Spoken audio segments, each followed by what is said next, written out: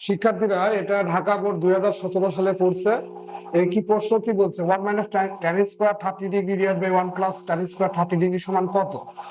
এখন আমরা বাইর করব। এখানে দেখো 1 - tan square 30 degree divided by 1 + tan square 30 degree সমান 1 - tan 30 ডিগ্রি মান 1/√3 এর উপর হোল স্কয়ার, আর 1 + tan স্কয়ার 30 tan 30 ডিগ্রি মান 1/√3 এর উপর হোল স্কয়ার সমান 1 - 1/3, 1 + 1 এর বর্গ করলে 1 আর √3 এর বর্গ করলে শুধু 3 সমান লসাগু করো 3, 3 দিয়ে 1 কে গুণ করলে 3, এই বিয়োগ 3 দিয়ে 3 কে ভাগ করলে 1, 1 দিয়ে 1 কে গুণ করলে এখানে লসাগু 3, 3 + 1 তাহলে 2/3, 4/3, 2/3 গুণন 3/4, ভাগের সময় এটা উল্টিয়ে যায়, 3 দিয়ে 3 কে ভাগ করলে 1 আর 2 1 কে 2, 2 দিয়ে 4 কে ভাগ করলে 2 হাফ হয়, এখানে হাফ।